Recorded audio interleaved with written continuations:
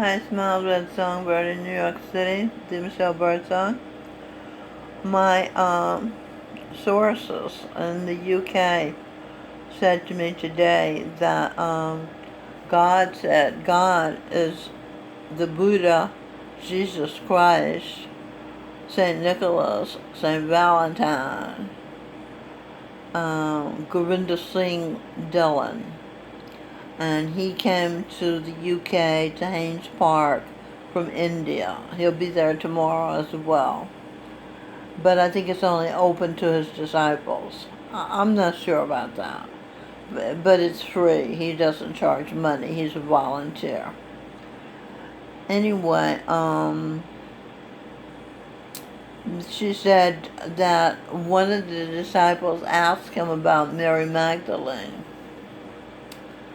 And I had already hoped that he would have a message for me. And as I was Mary Magdalene, my ears perked up when she said that.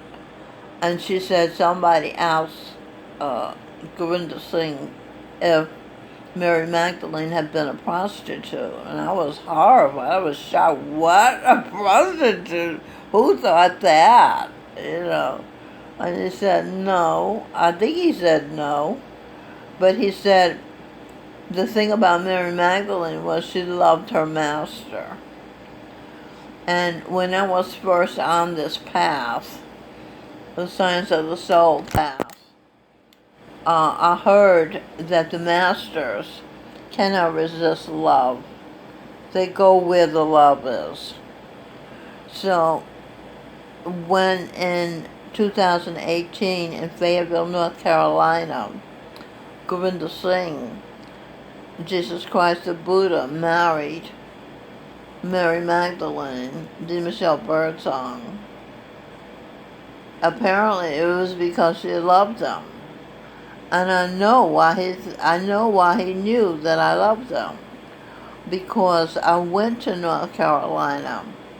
We had had a relationship for over a year where he had been talking to me in my head. He's been inside my head, in my pineal gland, between the left and the right hemisphere since I was 4 years old. But I was too afraid to talk to him because to have it's just unheard of that somebody in your head is talking to you. As a matter of fact, my mother said to me, it's okay to talk to yourself, but when you start answering yourself, that's you got a problem. So if somebody would talk to me in my head, I would think I would be answering myself and I would have a problem, you see. So I was terrified. And when I was 25 visiting my mother, I was in her bed and a voice said to me, I'm going to stop your heart. And it sounded like God. So I just lay there. And then suddenly I had fear. You have two things. You have love or fear. I had fear. And I jumped out of bed because I thought he was killing me. He was going to kill me. And Brian, what's the guy named Brian Kilmeade? I would change my name if my name said Kill Me. But anyway, that's on Fox and Friends, I think. Plus he has his own radio show. So I went crazy. I ran to a lower level of consciousness. I became unbalanced.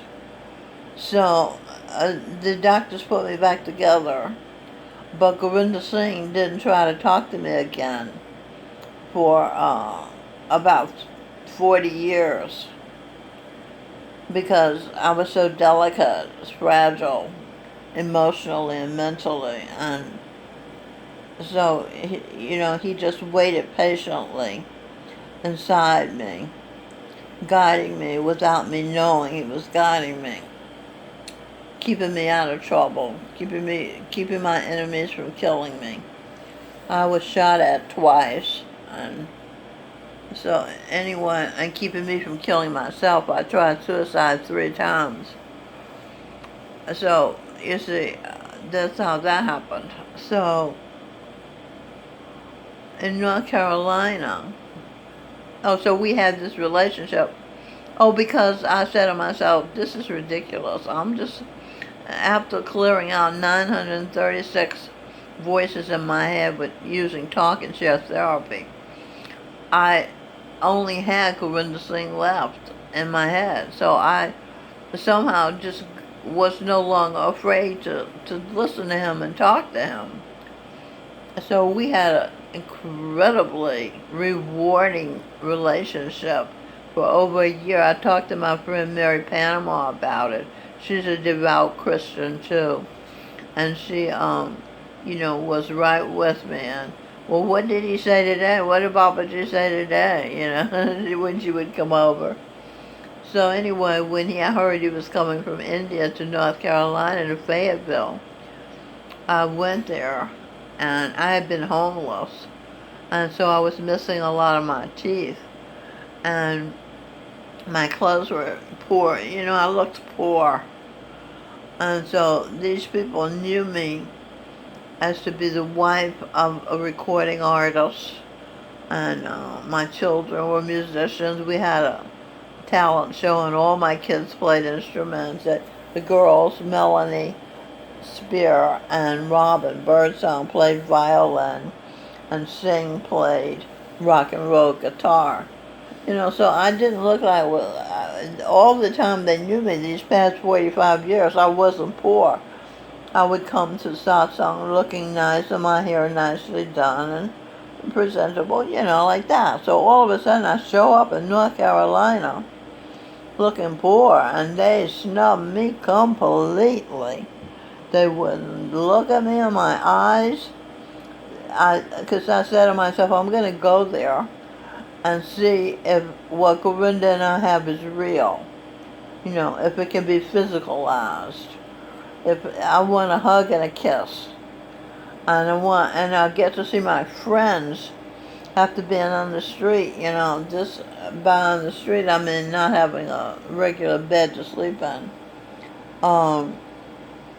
It'd be nice to have some warmth and comfort from my real friends. 45 years I've known these people. So anyway, I got to North Carolina, and every one of them, Daphne Nathanson, Norma Nathanson, Susan Nathanson, Suzanne Kissing. Some of this happened in Jersey, and some of it happened in Queens. And who else snubbed me? Manera Smith, Linda Zitelli, Nancy Monroe Bush Gross, and I think that's the people who snubbed me. And this guy who used to work for HPD, John, he also did Booksaver with Nancy, and he gave me a hug when I told him I was pregnant. And I couldn't, that was the next Sunday, right, the Sunday after that. But anyway, what happened was, these people were snubbing me. They weren't looking at me, talking to me, touching me. I may as well have been invisible. And Fountain Jones and Karen Jones, they were there too. I asked Fountain, who works for Babaji, to give Babaji a little package I had. And he said, well, if I do it for you, I'll have to do it for everyone. Now, Fountain, I thought, really was my friend. I had actually turned him on to the path, But, okay, he wasn't my friend either. And so, when Babaji came on, I forgot about these people. I didn't care about them. I didn't care about anything in this world but him. And you see, that's love. That's how he knew that I loved him, because he knew that I didn't care that these people snubbed me, that I didn't have a friend in the world. I didn't care, and so I only cared for him. I was made joyous and happy to see him and to hear him. So he knew I loved him.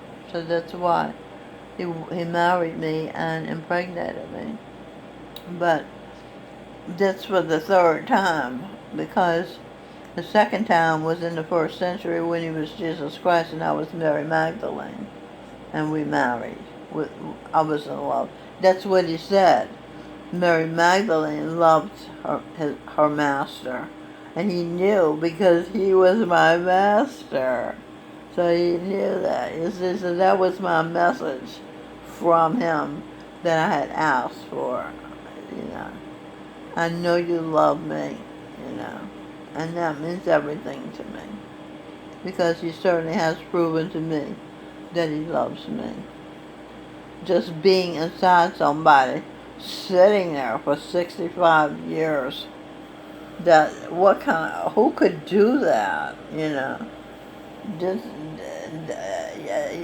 you know, these people bring you a red rose and you're supposed to think they love you, you know.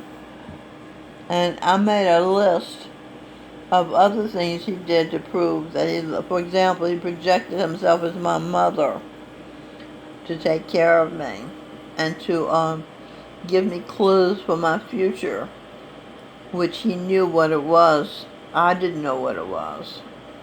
I knew my mother was a saint. I really did. I just didn't know her name was Baba Jamal Singh Ji Protection. And let's see what else. Oh, he projected himself as Paul McCartney and sang Michelle, my belle, I love you, I love you, I love you in French. And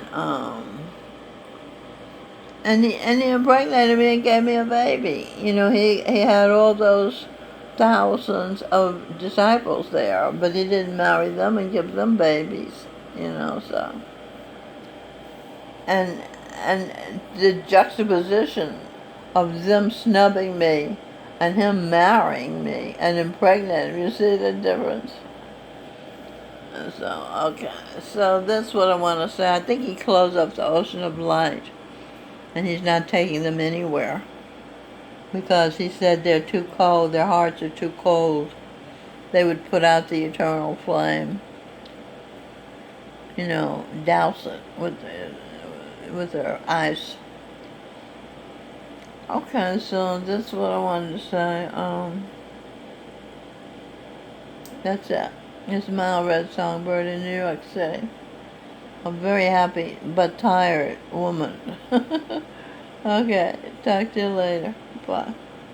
I'm working on my scrapbook. You see, this is the room part of my scrapbook. It's not complete, but I made some progress. You know, I finished Will Smith.